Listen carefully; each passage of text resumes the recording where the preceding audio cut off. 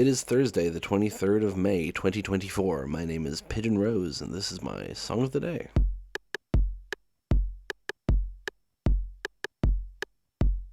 So, this is an artist who I heard about first because my brother started listening to them, and their name is quite unique, so the name certainly stuck with me, but I didn't know any of their music. That artist is King Gizzard and the Lizard Wizard, often affectionately referred to as King Giz, or even just Giz by fans. My brother mentioned them a few times, and I liked the name, but I didn't know any of their songs. And then I talked about this when I was talking about the Jonathan Coulton song Wake Up. I talked about how there was a Loading Ready Run live stream where Kathleen and Corey talked about their favorite albums of 2017. Well, one of Kathleen's was Polygondwanaland by King Gizzard and the Lizard Wizard, and Kathleen of Loading Ready Run is a big King Giz fan, so they come up a lot in conversation. So again, from my brother and from her mentioning them, I knew about them but didn't know their music, and she played like the opening 3 or 4 songs from the album, I think, and I fell in love instantly. No, I really liked those songs, so I went and listened to the album, and in 2017 they released 5 albums. They're a very prolific band. They tend to do that. They also released 5 albums in 2022, by the way. Yeah, so after listening to Polygondwanaland, I was like, okay, I need to properly listen to them. So I went back and listened to their back catalog. And then because they released so many goddamn albums in 2017, they didn't release anything in 2018. And then in 2019, they released 2 albums. One of them called Fishing for Fishies, and one of them called Infest the Rat's Nest. Today we're going to be talking about the final track on Infest the Rat's Nest, which is called Hell. We're going to listen to that now and then come back and talk about it in a few minutes.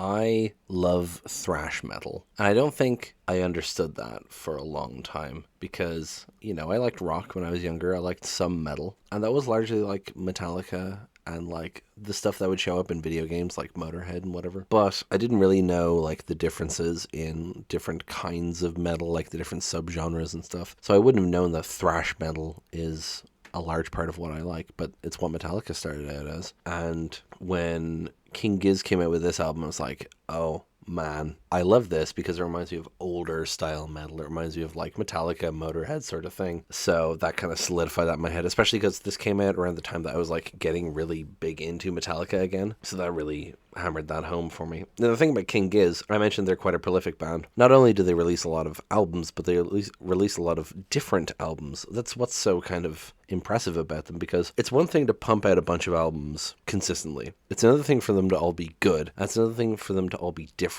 Because theoretically, say you're in a thrash metal band and you pump out 10 thrash metal albums in 5 years, 2 albums a year. That's bonkers, and that's really impressive. That's really cool. But they're all thrash metal albums, and they're all going to sound like thrash metal. So it's going to get a bit repetitive after a while. King Giz are a metal band by the broadest strokes, but some of it's stoner rock, some of it's psychedelic, some of it's prog, some of it's just real laid back, chill, kind of soft rock stuff. It really varies from album to album, and that's what's so impressive about them, is that not only do they release so much, but they release so much varied stuff. They're always trying new stuff. So I mentioned that this album came out the same year as another album called Fishing for Fishies. Both albums have environmentalist messages, and they have a lot of environmentalist messages in their music, but these 2 albums in particular, the difference is that Fishing for Fishies is a blues boogie shuffle album. The title song is all Fishing for Fishies, it's real chipper. Obviously the lyrics aren't necessarily, but the music, right, very acoustic and stuff a lot of the time. And then this album is just full on thrash metal. The first song on the album is called Planet B, and it's all just there is no planet B. It's got this very specific vibe to it, and there's such a massive contrast between those 2 albums. Never mind that those 2 albums are so different to everything else they've ever done and have done since. So it's really interesting knowing the kind of contrast in their discography and where this sits in it. Now, specifically for Infest the Rat's Nest, not only is it about the environment and climate change and whatnot, it's more specifically about the way capitalism contributes to climate change, and rich people don't care about how climate change affects the poor. And it tells it through this kind of sci-fi notion of the rich people going to Mars and colonizing Mars. There's literally a song in here called Mars is for the Rich. And like I said, Planet B, there is no Planet B. There's no second planet. We only have Earth, right? So this song lyrically is obviously about that narrative because it's the last song of the album, so it's drawing that narrative to a close. But even without that narrative, you can still get what it's about. I mean, the first line is, God, it's pretty hot down here. So you can tell what they're singing about, But also the outro, the lyrics are 15 infantry paratroop into the propylene new scene, hell's where they want to be,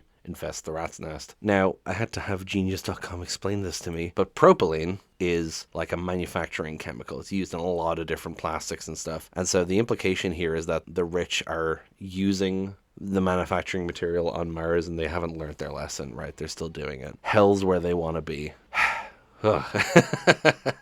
You know, Hug All Your Friends made me like emotional thinking about my friends. 3 Million Years made me emotional thinking about my partner. True Love Will Find You There made me fucking cry thinking about Daniel Johnston. This song is making me just angry. Like, this whole album makes me so angry about capitalism and climate change and whatnot. Particularly, I mean, this came out in 2019. You could label a lot of these songs about being about Elon Musk in particular, you know. In terms of musically, I mean, like I've already said, it's that thrashy sound. But I want to draw particular attention to, because most of the song is just that kind of relentless like sound that you would expect from this kind of thing. But the outro that I just read the lyrics of slows down and is a lot more chugging. I think it's probably the same riff or similar, but it's slowed down and it becomes a lot chunkier and heavier. And I love that outro section. What a great ending to the song. What a great ending to the album. It just feels so heavy and so deliberate, especially with the yell of hell's where they wanna be and the like stop start of infest the rat's nest. Dun dun. Like it's just so mwah. It's chef's kiss. It's such a good ending to the album, such a good ending to the song. And if this doesn't convince you to listen to King Giz, I was gonna say I don't know what will, but I am gonna at least talk about Crumbling Castle on here. I considered talking about Crumbling Castle this week, which is the first song on Polygon Wonderland and probably my favorite King Giz song overall. But this is a heavier song, and Crumbling Castle's like 11 minutes long, and I already had a few long songs queued up for this week, so I was like, another time. But yeah, I mean, I don't have much else to say about it apart from that. You should listen to King Giz. If you like this kind of music, listen to this album. But if you like other kinds of metal, there's something for you to find. Actually, there's a great graphic. I'll see if I can find it in time to link it in the description of this video. But there's a great graphic someone made that's like a chart. That's like, do you like metal? Listen to this. Okay, which part of this did you like? Do you like the funky part? Okay, listen to this funky album. Or oh, I want something heavier than this. Oh, listen to this album. It's like a whole chart, line chart of which King Giz album to listen to depending on your own sensibilities in music. It's really good. Anyway, that's pretty much it. You know, comment, subscribe, like, all the usual nonsense, and I will talk to you tomorrow. Break it down.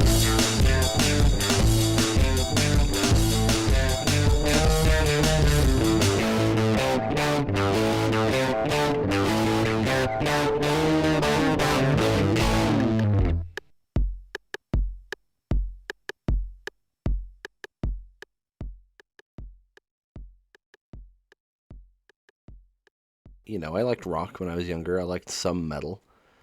I paused the recording to sneeze, and I realized I could have left the sneeze in the outtakes, but you don't want to hear that.